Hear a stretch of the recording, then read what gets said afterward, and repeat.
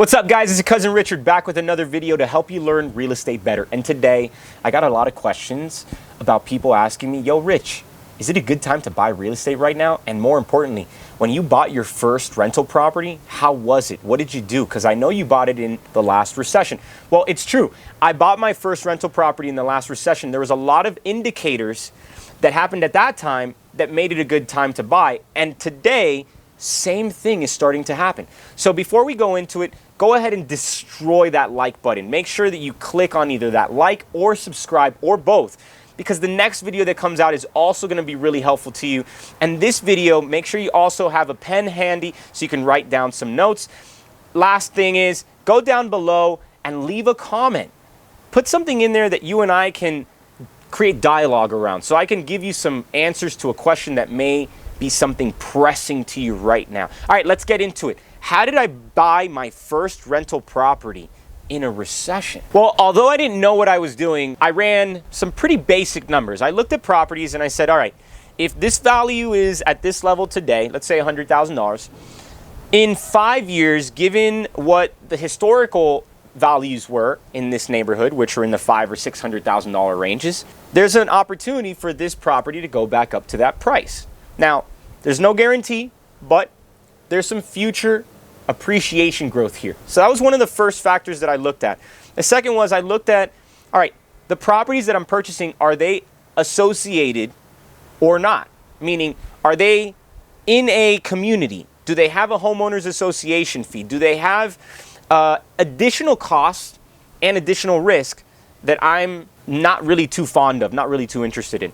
And that's where I started wiping out all of the options of condos and townhomes, because they're attached and they're part of communities. I also started wiping away all of the guard-gated homes that were in these homeowners associations. I didn't want any of that. So those were very easy strike-offs, because more cost, more risk, doesn't make sense, eliminated. Another factor I was looking at was the rehab.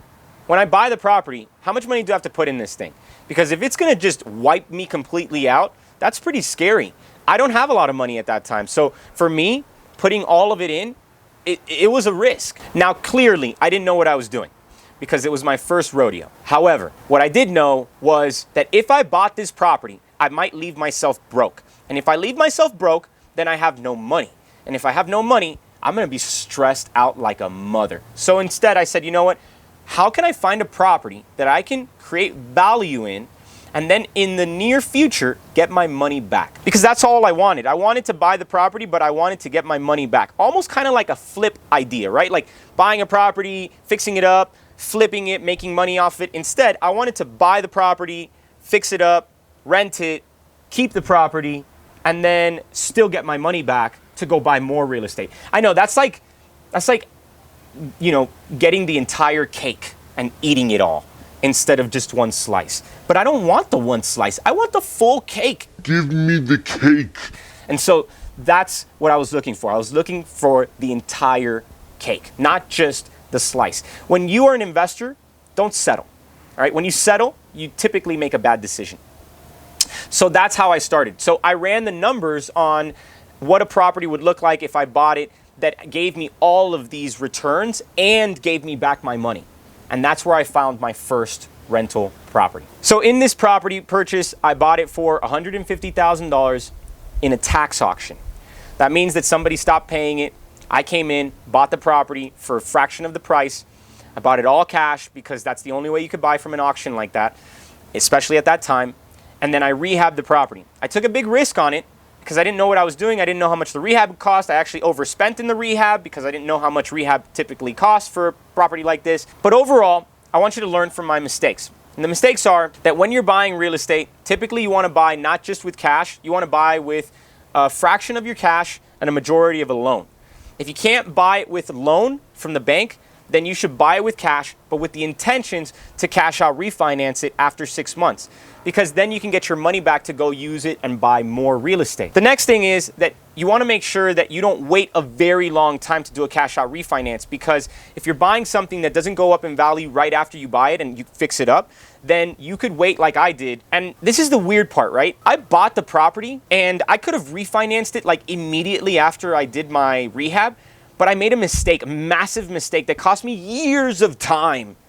And it sucks, man. I made a mistake that I didn't think or believe that using the bank's money was the best way to scale. And so I decided I was just going to leave all my cash inside the property and then just, keep on raising rents.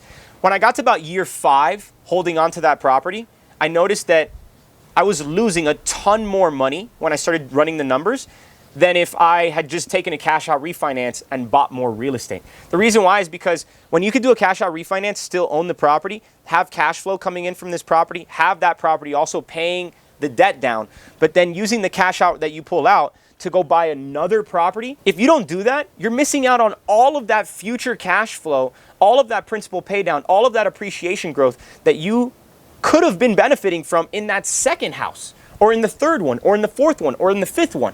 If you just have all your money stuck in this one property, you're not making double or triple or quadruple on the compounding.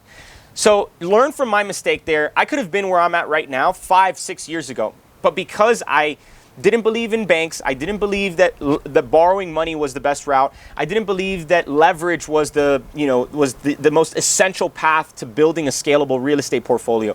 I just said, use your own money and be done. And the next year, I bought my second property in all cash too. Huge mistake, right? I should have refinanced, cashed out those properties sooner.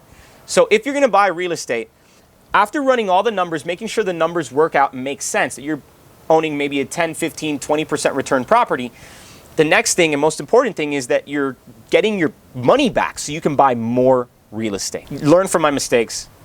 Use the numbers to justify your purchase. And I think one of the most important statements that I've said, and I'll keep on saying it time and time and time again, is make sure that you don't invest using emotion. You invest using business logic, data. In God we trust. All others need to bring data. Hey guys, if you enjoyed this video, please go ahead and again, either like or subscribe or leave a comment below, and I'll